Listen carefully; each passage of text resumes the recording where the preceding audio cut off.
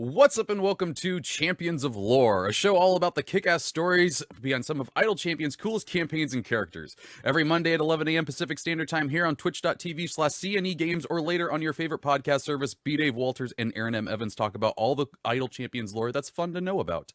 If you're here with us live in the chat, you can leave a question that I, Treavor Bettis, will ask them later in the show. But until then, Erin, B. Dave, take it away. Oh, hello. Happy New Year's. Hello. Coming to you live and direct from the new studio. I'm here in the shop now, you know. Yeah. So that's, Nice. It's looking good. That was a thing that happened in December. And yes, Erin, I would like to hear about you because I have to show you my new cursed relics. I can't wait to see them. I have a single cursed relic. Well, let's get me out of the way because I don't have any traditionally cursed relics. Hi, I'm Erin M. Evans. I'm the author of the Brimstone Angels saga. I also play Cecilia on Dungeon Scrawlers on Wednesdays at 6:30. I don't remember how to introduce myself anymore. I've just realized. Is that what I do? Is that all I do? Farida and Havilar. They're characters in Idle Champions. They're from my books. I appreciate this is a seamless setup that you were like, I don't have any traditionally cursed items. I was like, that is the hipsterest thing you've ever said. You're like, I don't have any a non-traditional cursed item. This is a piece of art my son made in preschool. It's beautiful. It is a bunch of things glued together. I love it. He can never leave this office ever. The dinosaur is what sets it over the top. He'll know, and he'll be so hurt and frustrated and furious. So it has to live right here forever. Got an ankylosaur on it. I mean, it's win. I'll be honest. Went through this stage in its art of like found object assemblages. So we had I like the idea. I like to think that as he was gluing the dinosaur onto the top, he was just going dun dun dun dun dun. dun. See, to me, I went somewhere else with it. Like I see him with a beret, and it's all done. And he's like, "I hate it. It's horrible. It's missing something." And then he's like, "Yes, yes, dinosaur." That's definitely more of the vibe. Love it. Right. Wait, you have a new acquisition over there, I believe, as well, Treavor. Oh yeah. So I redid my setup for the new for continuing on and whatnot. But I wanted to put something in the background, and I did. And then my wife was like, "No, you got to make it better." So I present to you, chat and viewers or listeners, you can't see it, but this is my hipster beholder dice bag now. Praise on to him. Again, as I said when you showed it to me, the vague disdain on his face reads even better. Yeah, now that he's just like, what do you mean you don't have any PBR? I didn't know D&D had an aggravated will damage mechanic. And then I got my Christmas box from WotC, but my latest acquisition is my hand and eye of Vecna that I got from WizKids. It's so incredible. The reason why I haven't taken it out of the box, just besides being it extra. Scares you? Well, no, I mean, power you corrupts. Yeah, well, but it's actually glass, and I have no idea where it's ultimately gonna live, and I know myself it'll get broken. So it's just we'll let it live in there for the time being. Yeah, that you need to definitely put it somewhere where Mal and Vader can't be, tempted. Exactly. No, dude, if my cats that I named Maleficent and Anakin got access to the hand and eye of Vecna, then it is the end of all things, really. I mean, I feel like you set that up. Rightly so, though. Rightly so. Like, see, now it's foreshadowing. Done that. Well, that's true. Why were they even here if not for that? And also, there's Trovis. He's never far from us. Trovis will guard it. That area is now officially called the snow pile. Exactly. That's Kirkonig over there. Yeah, right. Yeah, Mighty Trovis and his relics of wares. Yeah. Oh yeah. I guess some B. Dave Walters on the circuit. That's important. Yeah. I guess we remember how to do this. It's fine. It's good. Yeah, no, 100%. Yeah. Here's the mistake they made. They extended our run of the show. Yay! Yay! But now we're just like, you guys send the contracts. We do what we want now. Yeah, that's it. We do what we want now. Speaking of doing what we want, we wanted to talk about our lucky boy Freely this week, and we have some good authority on talking about this. True. It's true. You know what's funny? I've been on the internet. There's probably people that know Freely better than I do, even though I just have been him. Yeah. And people will be like, no, but don't you remember that you did blank? I'm like, yeah, I do not, but okay. All right. Yeah. I realized I hit my halfling hero pose, and I didn't realize I did it until somebody clipped together multiple instances of me hitting my halfling hero pose. So there it is. Well, yeah, I was doing the live game in December, and Lee Goldberg tried to call me out. He was just like, "Why do you keep posing for gifts?" I'm like, "No, that's just what I do." And now I can't stop noticing myself while playing games on Discord that I do poses. I did it like 6 times during my Pathfinder game on Saturday. You know, here's a library of them. I was about to say, ask your wife. You might just do that all the time. You're like, so what's for dinner? You know? Right. I think the fastest way to find out you have a weird tick is have a kid, because then they start doing it. I found out I end a lot of sentences with "so," because my little toddler will go "so." Like, God, it's like a funhouse mirror. The voice was perfect. You're like, are you mocking me, child? You're like, that's funny. Who are you doing? Oh no. Right, Oh, no. right. Well, keep him away from your hand and eye of Vecna. See, it's the same thing. Same thing. That's just good. That's just good life advice. Mm-hmm. As I say, not as I do. Don't keep a cursed item. So Freely, how did you come about making Freely? So hang on. Tell wait. everybody about Freely really quick, because they should know. Yes. I mean, of course you already know, overview. because who doesn't? But on the off chance you don't, Someone might have stumbled in from the cold. that is true. But hey, I don't ever knock people for not knowing stuff. Everything I know at some point I didn't know. So now, there's a wonderful treasure trove ahead of you. So Freely is my lucky boy, my little halfling. And I guess he's my main for in as much as I've got one. Like, if I just get ambushed to show up somewhere, I probably play Freely.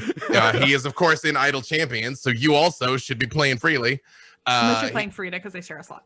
I mean, Also, Frida is a valid alternative. Today is Freely's day, so you should be playing Freely. Yes. I want to point out that you said get ambushed for a stream. Like, people just come into your house and drag you onto a stream. Dave has a different life than us, Trevor. It feels like it like that sometimes. It's so difficult. Like, oh my God. So everybody wants me to be doing stuff all the time.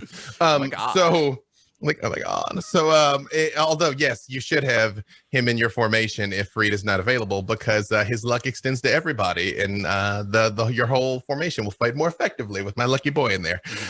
So he is a halfling. He is a bard, paladin, warlock, sorcerer. Because I play the game on hard mode. And he's kind of incredible. He's a glass cannon, but he hits like a freight train, and I love him so. And the way he came about was I had been kicking around in my head, because I'm big into theory crafting and min-maxing, and I was overtly like, what's the most ridiculous yet still effective thing I could do? And I was kicking around in my head like a quad class build, because it's all charisma based. I was like, I could do it. I'm telling you, I really could pull this off. And Todd Kenrick hit me up to guest on Heroes of the Veil. Now, when was this? Was this 2018? You all know I reject linear time and all the other lies of the before times. Yes. I think people have started joining you on this. Like, Time is what's a a concept. 2018? It could have been any time. It could have been a month ago, also 4 years ago, but I'm pretty sure late 2018. So he hits me up to guest on the show. I'll tell you in a second why I was playing a halfling, but I was like, this is as good a time as any. It's a one shot. Why not? I'll give it a shot. And I came on the show, and literally right at the beginning, he's like, okay, so you're a mind flayer. Like, I found that out when the audience found out, by the way. When he just says that, I was like, okay. And that's why I was talking like this the entire time. There's that voice again. There it is. That's how it started. It started with Freely. That voice started with Freely. Oh. So if you go back and you see that episode of Heroes of the Veil, like, again, you knew when I knew. And they didn't find out to the very last second, get him turned back, that he was a halfling. And then they left, and that was that. And then he invited me to guest again later. And the premise was Freely been looking for Penelope because she was so nice to him. And he's like, she's my friend now. And like, he like, okay, so we're friends. And I was like, she's his only friend because he'd have been a mind flayer for an indeterminate amount of time because reasons. Yeah. Reasons, yeah. Yeah, in science. So Did it. exactly, literally. And then after that, I got invited to join the show permanently. But there was kind of a soft reboot, and that was when it became Beyond Heroes, and everybody got moved back a few levels. And like, I literally was written into their backstory that it's like all of these things happened, except I was there for them, except the ones I wasn't. And here we are again, and action.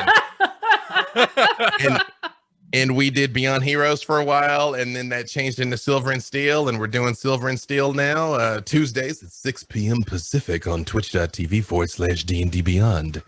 And You've heard that. it's funny because the reason why I created him was, and again, I don't mean this to sound as hipsterish as it's going to, but it's true, is that at this point, You're in good company. well, I mean, clearly. Apparently, I've been doing this long enough that I've been blessed to get to play a lot of D&D. So at this point now, I just start with what haven't I done? Like, that's the first question I ask myself. I'm like, what have I not played by now?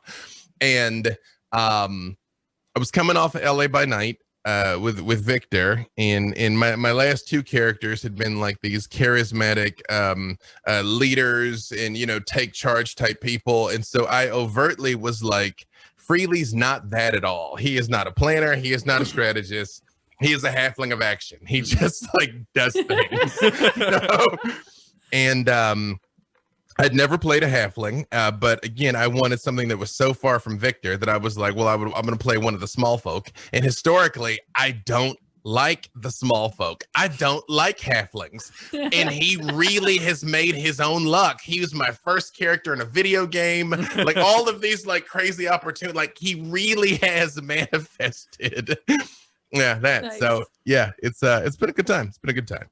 Yeah. I love it. Is it like, why halfling versus the other choices? What, or are you just like one of them? I don't know, this one. Like, why not a gnome? Luck, halfling luck, because he's my lucky boy. And it originally seems to be maxed out for the luckiness. And originally he showed up. He had the lucky feet, so it just like, you know, things just work out for him, because that was the premise of that crazy build, by the way, of him being a bard, paladin, warlock, sorcerer. Is he's wholly untrained. He was just born special because he's a divine soul sorcerer too. So it's just like things just work out for the guy. That's the character premise. That actually, yeah. I want to talk about that. So he's a bard warlock. Bard paladin warlock sorcerer, but yes. Oh, okay. It's because in the game he's got bard and warlocks, but because well, I mean, CNE Games didn't want to just redesign their game to accommodate my crazy character build. I mean, gotta save something for Idle Champions 2, I guess. Gotta save something for the sequel. Is extraneous multi-class builds you probably shouldn't try is that's what's coming for the next one. So when you first played him, was he all of those classes? Was that from the get-go?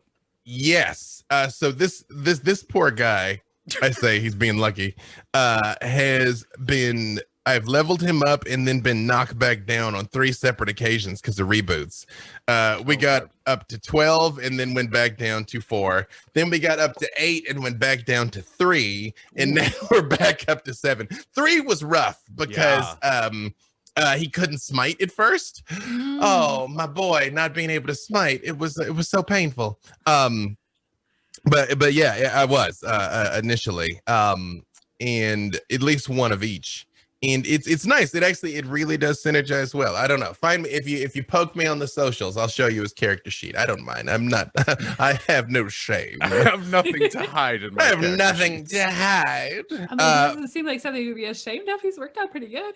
It has, man. It's just it's weird when things synergize and like line up right? But let me just tell you something. Dual wield and smite is all right. and then on occasion you drop a little green flame blade in there if it's if you want to really make a point, and it works out well. And in the game again in Idle Champions, I was so happy about that because this is all right. When you go through the process of having your character added into Idle Champions, it is really great. It is so much fun. And the people at CNE Games ask you like all these like really great in-depth questions. And they were at like, it very much was like inside the actor's studio, you know, they're like, who is Freely? And I'm like, halfling, I love that. bard, paladin, warlock, sorcerer. And they're like, no, who is Freely? And I'm like, let's find out. Yeah. And so going through this whole process of articulating everything and like really getting his story down and everything was a whole lot of fun. And them coming up with the luck mechanic of how he helps the whole formation. Because the only things I asked them, I was like, he needs to be able to Eldritch Blast, he needs to be able to smite, and he's lucky. I don't know what that's gonna look like. And they were like, what if it were incredible? And then just watching him walk along shooting his Eldritch Blast, and then every once in a while just like lunge out and smash somebody. I'm like, it was like the Grinch, you know, have my heart just continue growing. So if you don't have Freely in your formation, and Farita's not available, you can Today's Freely's day. You should only use Freely today. It's, you know, but okay, what if we Not only split the today, difference? but only Freely. What if it's Freely and Havilar, then we split the difference? Because I genuinely believe that Freely and Havilar would be like super good buds. I need to see that. Freely, really stupid stuff together. Freely and Havilar have met. They've been on an adventure together. That is true.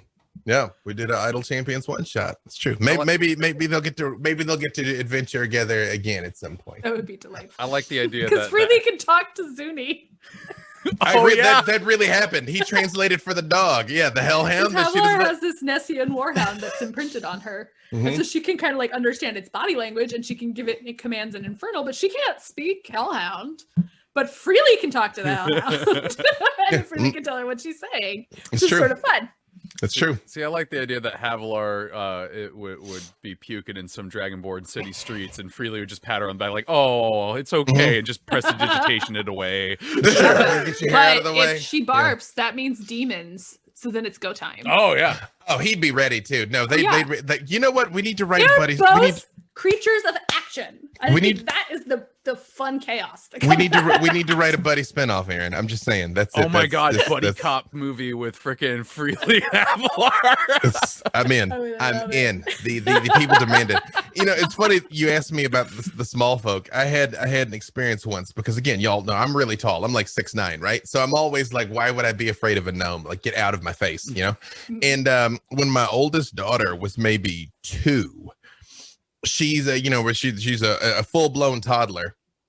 We're in the house and she comes running around the corner holding a butcher knife, like a long just steak knife. Oh my god. I have to this day I don't know how she got it. I really don't, but she very much is like, yay. And so I got like black belts in a couple different martial arts, so I really am like, oh hey baby, and I literally hit her with the exact disarm I'd have hit like a 300-pound drunk to take this knife away from her. But it was fine, and she didn't get cut, and I didn't get cut. But I was thinking afterwards, I was like, so I get the gnome thing now. Because if she came around the corner and pulled out 2 of those and was like, let's do it right now, I'm like, no. Yep, that would happen.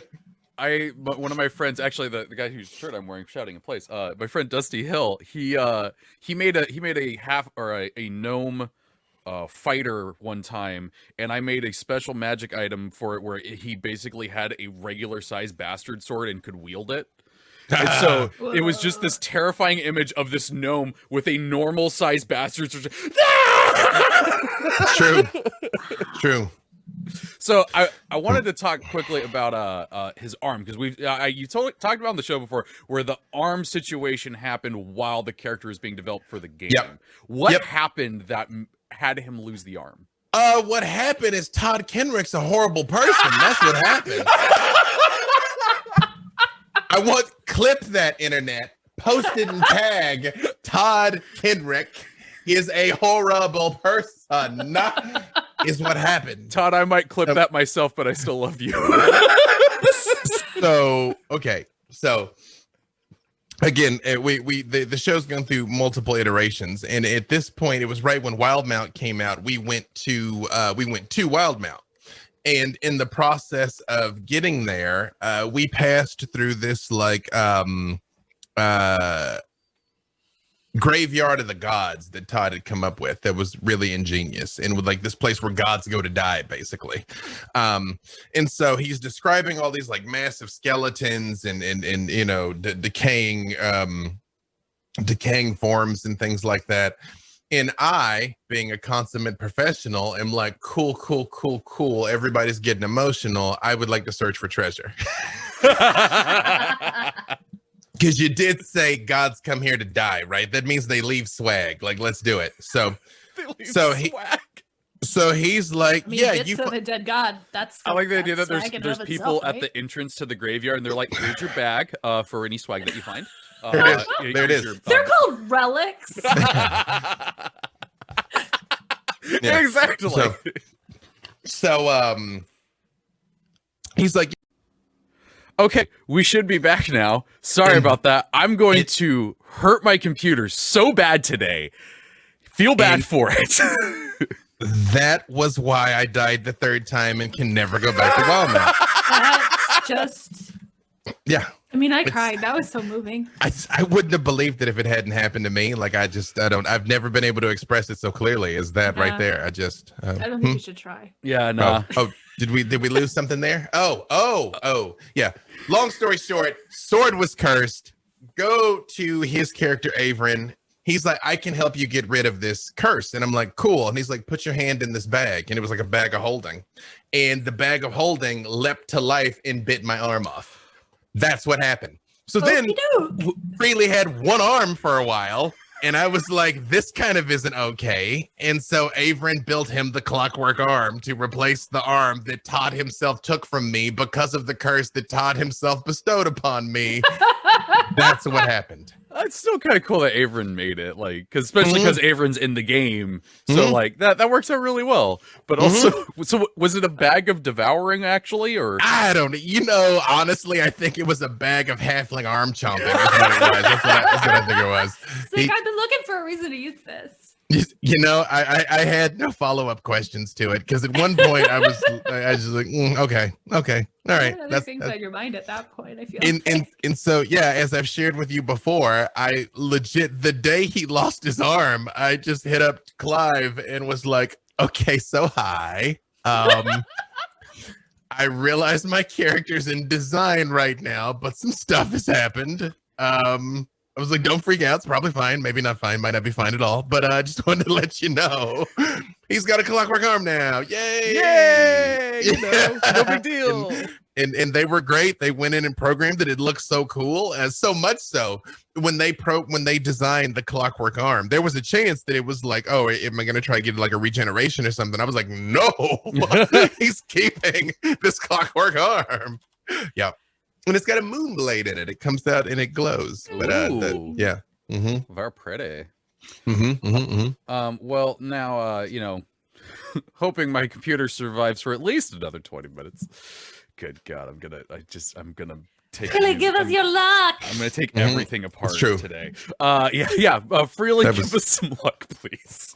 That was seamless, and it's seamless in our finger crossing there, Erin. We're consummate professionals. Yeah. Mm-hmm. So I wanted to go through this for game wise, the items that Freely has, that you can collect through gold chests and stuff like that. And I'm going to go through the order in which it's on this Wikipedia page.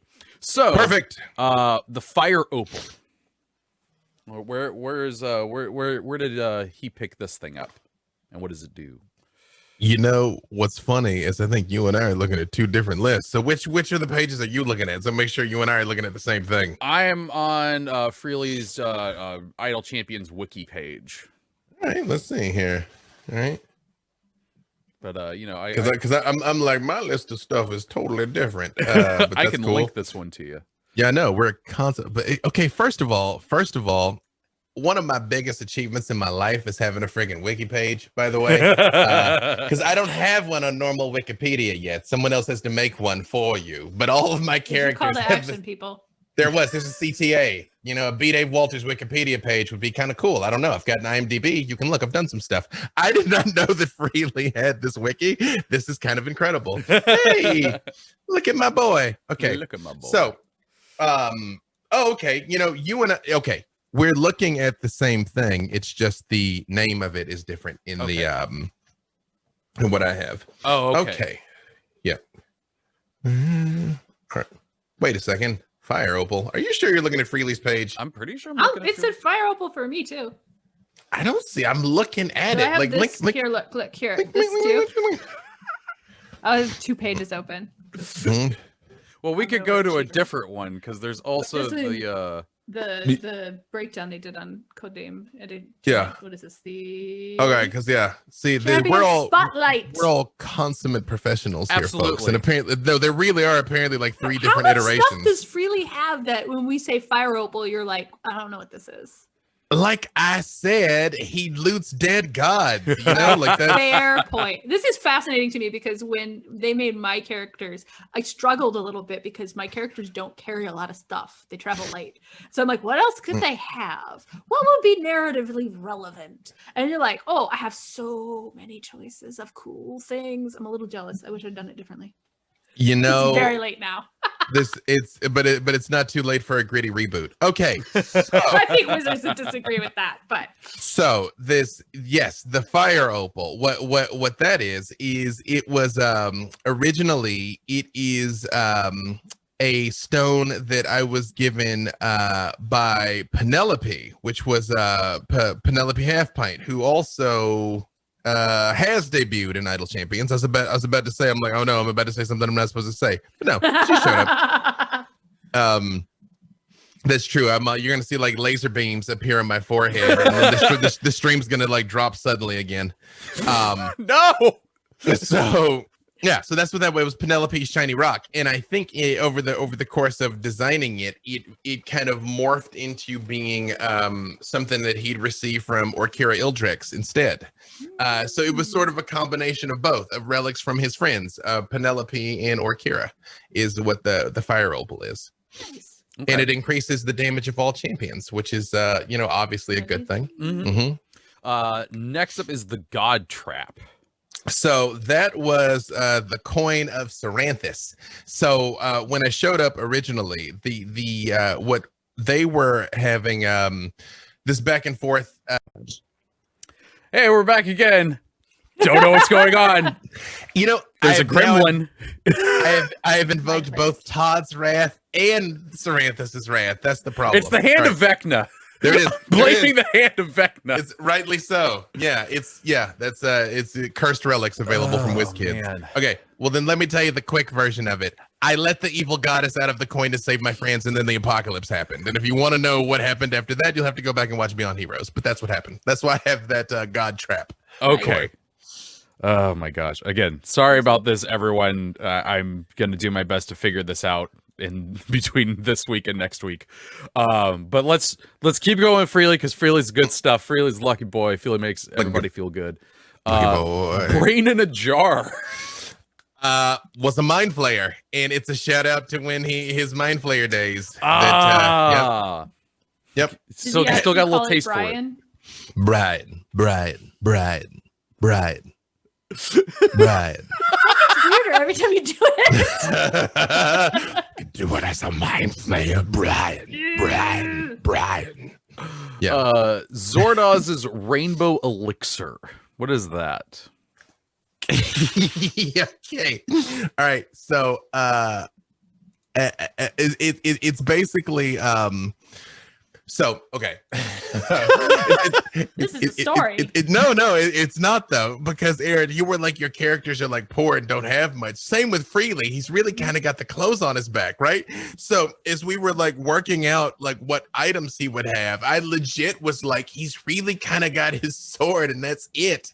So it was like, but he likes to like drink and tell stories. And so they helped me come up with this really neat nice. idea. Yeah. So that's like, it symbolizes the fact that his like, raising a pint and having a good time together, because that's what that does. It increases his adventurous tale ability as a bard. Oh, Yeah. It says you got it from Jarlaxle.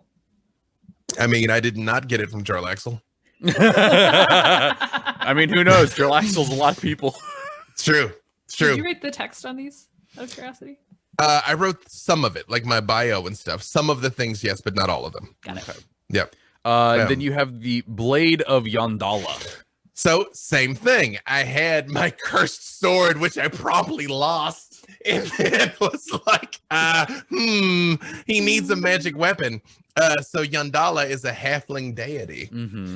So that is why we had to create him having like a weapon befitting him and his station, because we legit were working under the guise of the old god sword. That's why this one's all jeweled and beautiful, which turned out to be terrible. Yeah, that's why.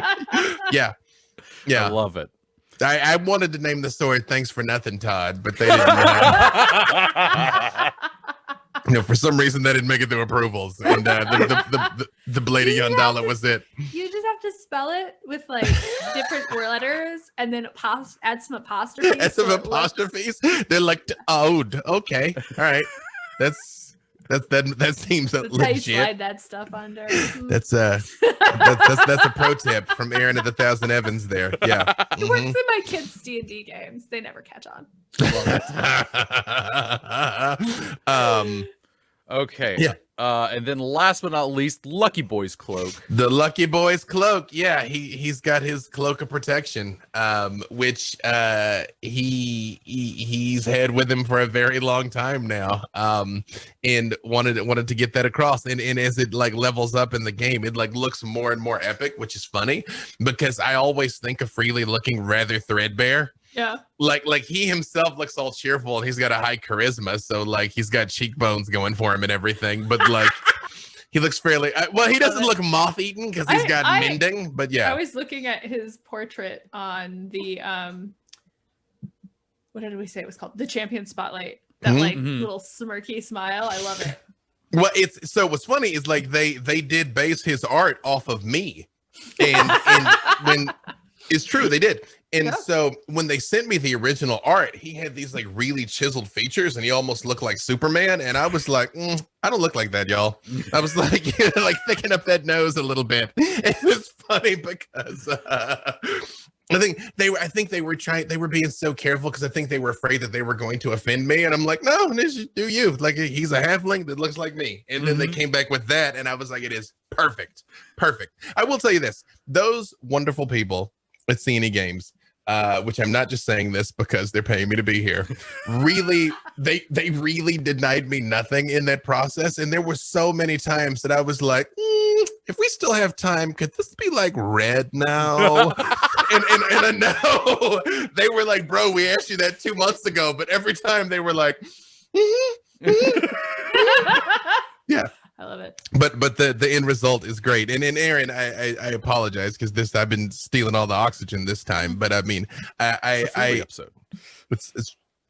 But seeing him come to life though, when they sent me the animation of him just standing there, like his like ready to go fight animation, I was like, oh my goodness, like my boy's come to life. It was just like. It was really like a moving and an incredible thing to experience. Like the first time I got this, I think it got a little dusty where I was, honestly. First time they sent me that. So yeah, it's always an interesting thing when you create something and then you see it filtered through someone else's interpretation and brought to life in a way that you didn't expect. And my lucky boy helped me achieve a life goal of being a character in a video game. So there you go. Like that's pretty cool. I've played a lot of stern butt kickers, and it's just it's my sweet boy. He still kicks plenty of backside. Yeah. But I seem to recall quite a lot of ass kicking in that one shot. He's a whirlwind. Yeah, no, he's a whirlwind. He's a glass cannon, but he takes care of business. Yeah, I'm happy to have him, and it really is funny. Like, and again, Erin, I know you know this. When you get to the point that it's like your own characters can surprise you, like as you're going through the process of creating something, and you're like, oh, that is what they would do in this instance. Like, yeah. I feel like so much of that, not to like go off on like a craft tangent. Please. So much of that is the stuff that's just like simmering in your subconscious, right? The deeper you get into that character, the more you start to think about it, the more you realize that you've been thinking about this stuff on a level that isn't entirely there. And that as it sort of like sifts up, you realize like, oh, all these connections, all these pieces, all this deeper meaning in these like things that were dumb little choices I was making because it sounded cool. Like they actually all interlock because you immerse yourself in that and you think about it on those various levels, right? That you let yourself process on it. And I think these kinds of activities, these kinds of things where you get to think about them in a different sphere, right? Like think about a character that's like a novel character, but think about them as a game character, or think about them in a video game, right? Like you have to translate them, right? They can't just go. I mean, for example, you're not allowed to have 4 classes for some reason. But thanks for nothing there. Yeah, you could distill down like what is the most important, what are the most important, most impactful things that have to get across in this, right? And I think it's really cool to see Freely like you managed in this Idle Champions version to really convey a lot of his personality with just these powers and these items, right? It's 6 things, and yet 6 things to convey freely. Well, and it's even little things like how big his smile is when he's standing there idling. Because I'm like, he's having a good time. You know, I've already made how your smile looks is important, because Farida doesn't show her teeth and Havilar always shows her teeth, and that's really important. It's true. And the first time I saw the Freely artwork, I was like, dude's got a good set of teeth. It's funny because like he's been through so many awful things, but to him every day is good. Like you're just like, all right, woo, doing it again. Yeah, let's go. Yeah. Well, because it is my dumb stat. He's got very high charisma, very low intelligence. That's why incredibly complex, nuanced situations seem completely transparent to him. You know, he's like, no, we're just gonna go. That guy's bad. Let's go fight him. And they're like, well, but wait, he's the king. I'm like, yeah, but he's the bad king though. So we're just gonna. But he's the bad guy.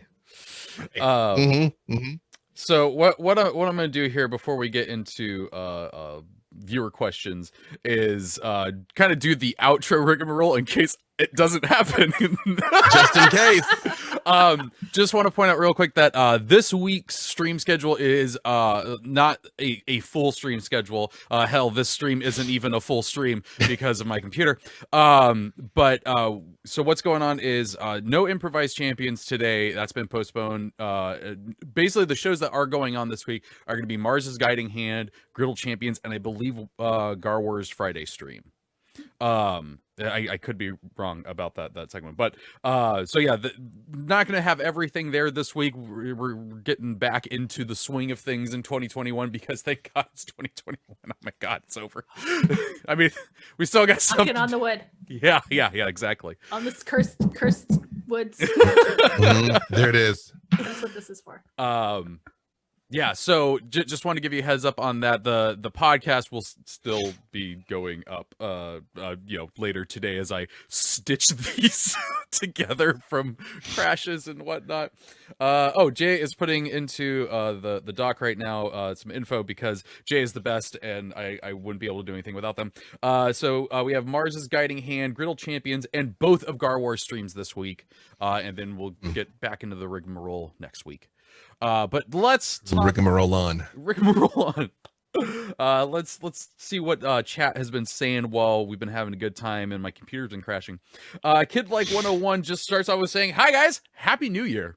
And Happy New Year. Happy New Year. Yeah, Happy New Year to everybody here. Off to a grand start. Great start. Fantastic. I'm actually going to jump ahead here to Kid Like 101 again. The last words they heard was evil goddess, and the first words were Vecna, the stream is cursed. I mean, it's sort of feeling that way. Yeah. Oh God, no! I don't know Don't what you're talking about. Nope. Oh man. I need to bring my Trovis. Bring Trovis out to like set things aright. You know? Yeah. Trontanian says all cursed items were artisanally made by local crafters. So gotta keep it local. Let's see. Oh, this one actually... Oh, wait, like micro curses? I don't know. Is that how that works? You know, micro curses. You go into like small batch curses. Small batch curses. You go into the industrial area of wherever you live. There's like a little door that opens up. There's a lich back there. It's like, all right, what can I get you? A cursed ring, cursed necklace. It's like a pop-up curse store. Yeah, exactly. Yep. I know there here in Burbank there is a jewelry store that has no external trappings whatsoever of what it is, and it's like back behind you, like you really have to like weave back there to get to it, and you have to know somebody, and it's invitation only. It is the biggest hipsterest thing in the whole world. Wow. Yep. That's a lot of work. Yep. A lot. Mm-hmm. So Cassie's 3 through 5. This is when we were talking about the get some dinosaurs in there. Do we have an ankylosaur in game? I think it's just a T-Rex and a Triceratops. Yeah. And Jay actually talked. I feel like in Chult. I feel like in Tomb of an. Oh wait, you mean Idle Champions? Yes. Oh right, yeah. No, we need ankylosaurs and Idle Champions. We do have it. So Jay actually reached out to Dylan while we were going. He said there are tons of dinos in the Tomb of Annihilation campaign. One of the first adventures in Chult is running of the sauruses, and I believe there is an ankylosaurus in that. I don't know if you fight it, but I think it's in there. Let's see. I just played an ankylosaurus in a game in an 8-shot, and the 9 is a special place in my heart there. Yep. Mm-hmm. You played one. Predation. Yep. All right. In the game, you are a person and you have a pet dinosaur, but each of us played someone else's pet dinosaur, and I was Ravidy's ankylosaur. Oh, that's nice. Delightful. He's the sweetest boy. Mm-hmm. I love it. He did a lot of snuffling. So this one right here isn't tied to Freely, but I think there'd be some good conversation here. Scanner Brightly says, what's a good conflict for a D&D novel that sets it apart from an adventure? What is an adventure conflict versus a novel conflict for D&D stories? Ooh, that's a good question. I know my answer, but I'm giving it to you because I've said too many words today. Unless you'd like me to answer, because we're stalling. I think you probably can answer better on what is a good conflict for an adventure, because I have very limited experience with that. But I think for a novel, that you need a conflict that has an external and an internal aspect to it. So your characters need to do something to achieve some goal, and it ought to be something that's D&D-ish, right? You gotta bring down the bad guy, you gotta find the artifact, whatever that is. But at the same time, like, you're reading this not to read, not just read about events, you're reading about people. And so there has to be something that changes and grows inside the characters that you're reading about. Otherwise, it's not very satisfying. And that's when you get the stories where you're like, it's just a dungeon crawl, right? Like, the novels I think that work the best are the ones where you can parallel those two, where achieving that internal change, addressing that flaw, whatever it is, that kind of process is what allows you to do the external thing. That is doable in a game too, but the balance is very different. And especially because in a game, you've got 4 or 5, sometimes more people who all have to participate and all want to do interesting things. The external plot becomes much more important because it's a lot easier for everybody to do a thing when it comes to, like, beating the big bad guy versus dealing with your repressed feelings about your parents not loving you enough or something. While in a dungeon. Right? And in a novel, like, you get, like, we've talked before about, I've said that I think Havilar is a good character to play in a game and Frida is not. And that's because Frida is a novel character first and foremost, and she has a lot of headspace that goes into making her who she is. And so you spend less time in a game thinking and you'd have to sort of describe all the things you're thinking, and that process can be important. I like playing characters that change and grow and have that sort of internal arc to them. Other people don't care about that and don't know why I care about it, and that's fine, because there's lots of ways to play D&D, but it's not the important part of the adventure. You don't kick up an adventure and go like, this is how you're going to address your fear of abandonment. That's not the next hit, I don't think. Plus, it's different for everybody. If you have 5 characters who are going to address their fear of abandonment, that is now a group therapy session where you kill a giant T-Rex that lives in the 10 Towns area. An undead T-Rex. What was that thing? I've forgotten now. As one does. Yeah. Yeah, I was going to say the same thing. The weight that you put on the internal conflict. That's the difference. Yeah, that adventures are very much more about what you end up doing, although you can end up coming across some real inner conflict, sometimes affecting the person. I found that's come up many times at my table where, when your character's going through something, it touches something in you that comes out. But, again, in a novel, you can spend 10 pages discussing how someone feels watching the moonlight glint on their sword blade in a way that you cannot do that at the table in an adventure. Yep. I think too, because basically I agree with Erin and everything. Make those arcs happen, especially those internal arcs. Like when you do it in a D&D game, you kind of have to either like say to the DM, like, I need something like this. I need this to happen, this kind of thing. But a lot of it is so randomized, right? And so you aren't doing a nice clean arc because you don't always get those things locked together. I will also say because the dice can ruin everything. So they give it and they take it away. Yep. Slight tangent. So Dungeon Scrawlers, the group I play with, we play Westgate Regulars is the name of the campaign, and we're all writers, and so we are all very like into this idea of like paralleling the arcs. So there is a lot of like my character going through growth and change kind of things, but one of the things very early on that I realized and articulated is like, you cannot base that arc happening on a dice roll. When you make that dice roll, you make a decision, you're going to do something. It can't be, if it comes up, then my arc works, and if it doesn't, then it doesn't. Ideally, either outcome moves your arc. If you're going to get up and make the big speech, you got to be ready for it to go either way, because that's the thing. Like, you have to embrace what the game is and the structure of the game. Otherwise, like, it's just not going to be satisfying. But I agree. I have cried a lot on stream. It's true. That's my move. I've made a lot of people cry on stream. Yeah. I've cried exactly once because I don't. Yeah. Holly Conrad on was it Dice Game Reaction? I cry as a free action. So let's see. Cassius 335 comes back again and says, I know it's cheating a slot, but Freely and both sisters, Havilar and Frida, would be a lot of fun. And so the last part says, wonder who would play Frida, and I'm taking that as in the two of you are on a stream. You're playing Havilar, you're playing Freely. Who would you want to play Frida? Right. Want the job, Treavor? Yeah, who would you cast for Frida? I could play a moody warlock. You're also desperate to keep us out of trouble, and you're well outmatched. Oh my god, yeah. Which is kind of what you do a little, but no. Yeah, I think...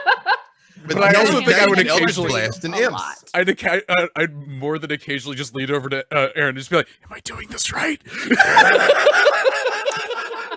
That's the main thing. Especially when you're like, I'm like, if someone said, "Okay, pick someone to play Farida," I would not make anybody do that. It would stress them out so bad to play Farida in front of me. I feel confident. But if I got to play D&D with you guys, I mean, I'll play just do it. I'll give you a list. Of especially when you're like, I do this, and she just looks at you like. She's like, I'm gonna, and Erin just starts shaking her head like, sit back down. I think you could distill Frida down into a couple of like go-to kind of signaling things. Like you always like, you don't want to, you're like, no, don't, not action. Think first. But then when it's clear what, like, there's something wrong happening and you need to stop it, like, you're all in, like, past the point of making sense. That's when she stops thinking and she makes dumb choices sometimes. Also, hot guys fluster you. Oh, yeah, that's fine. Yeah, of course, yeah. Who among us, right? During the break, my wife was like, "What's this show, Bridgerton?" And I'm just like, "I don't know, put it on the background." And then somebody showed up. I was like, "I can watch this show." I haven't checked that one out. You're like, I see what you're getting at. Okay. Yeah, All right, yeah, okay. yeah. It's like, oh, I've heard okay. good things. I haven't either. I've heard good things. So let's see. I think the last one that we got here is just Evil Emperor Zerg pointing out that it was Chris Perkins that actually said crying as a free action, and that makes sense. Yeah, I think B-Dave's got some experience there. He would. Yeah. Perkins. Although again, I escaped him all through Avernus, 1 hit point. Yep. He can never take that away from me. Even if he kills me in every adventure from now on, I'm still like, the next adventure you play with him is like, by the way, you're starting with a 1 hit point. I would be like, let's do it. Let's go. Come on. I'm ready. Let's do it. Well, I think that is going to end it for this 3-part show. You know what the really funny thing is about it cutting out twice is that it actually made it 3 parts, like the segmenting that I was talking about. We took a break. There it is. Yeah, there it is. So, Erin, B-Dave, where can people find you? What are you working on? What's happening? You can catch me on Wednesdays on playing Cecilia, my definitely not a warlock, on twitch.tv/dungeon scrollers, where you can see me cry as a free action again. Or just, mess a dude up. It depends. And I think it's probably easiest for me to just say, look at my Twitter feed for a link to our Discord if you wish, because I have also started posting some fiction that ties into our game. It's we call it Realms Inspired, about Cecilia before she joined the Westgate Regulars, and some okay art. I'm using this as a push to work on my art, so you can read it, but you have to see my pictures. I'm just saying. I request a picture freely with Frida and Havilar. I'm just saying. When convenient. All right. When convenient. Yes. B-Dave Walters, I say words about things. Happy New Year. The world is back in full swing now. So there's this Mondays, Tuesdays, Silver and Steel at 6 p.m. Pacific, all times Pacific on D&D Beyond Twitch. Thursday in the morning is Ascension on Roll For It at 10 a.m. The Thursday nights at 5 Pacific on D&D Twitch is Dungeons & Dragons: A Dark and Wish that I DM. We're halfway through the last season, so it is approaching a finality. Let's just say that. We just finished the 4-part of Wraith. Watch it. It was the most insane stream I've ever been a part of. Like, it was just like brutally, devastatingly insane. So Wraith Echoes of New York will be coming back with Changeling in like 2 weeks. Into the Motherlands is on hiatus. It'll be back soon too. And that's that. Follow me at B-Dave Walters, where I say stuff and also there with announcements coming up. I might be able to lure Erin into playing something with me. I don't know. Guess we'll find out. I left out that part. I'm on Twitter at Erin M. Evans. I'm like, look at my Twitter. You have just to find it. Good luck. You have to watch it. That's it. It's the hipster jewelry store. Well, you can read this fiction, but first you have to find my Twitter account, and then you have to dig through it and find the Discord link, and then you have to join the Discord, and then you have to figure out where the fiction is. You have to put the first letter of every tweet I've ever made together, and it'll give you a location to where you can get some coordinates. Okay, no joke. I'm enough of an escape room junkie that I'm like, yes, I love this. Which one? Yes. Which one do I have to do? No, okay, sorry. Go ahead. We're supposed to be wrapping up. Hey, we're the tangent. And you, Treavor. Treavor, yes. You can find me on Twitter at the Treavor, spelled just like that, actually. I really hate that that's how I could actually get people to know how to spell my Twitter name. Damn it. You're welcome. Oh, man, I hate it. Yeah, you can find me on there and the ridiculous amount of numerous things that I'm doing podcast-wise and probably going to keep doing and add more to this year. But namely for D&D stuff, you can find me on Difficulty Class every Friday.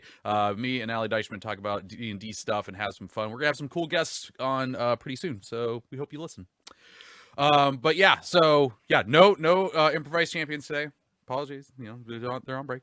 And next week, we're going to get back into the swing of things. I'm going to beat my computer up until it actually works for me. And I think I figured out the culprit too, so we'll figure that out. But I can interest you in some cursed relics that might help with that. Just yeah. Point him at the computer. Be like, You've been spending too much time around your cats. Khajiit's where's? Khajiit, do you have coin? Yeah. All right. Gonna go have some moon sugar after this. There we go. That is going to do it for this week's episode. We'll catch you next week. Don't forget, podcast goes up at 2 p.m. every Monday after the show's done. And you can send in your questions on there to Champions of Lore at Codename Entertainment.com. I believe that's the right thing. If not, bug me on Twitter. But until next week, have a good one, and Champions out. Now we're stopping on purpose. We got to mute ourselves.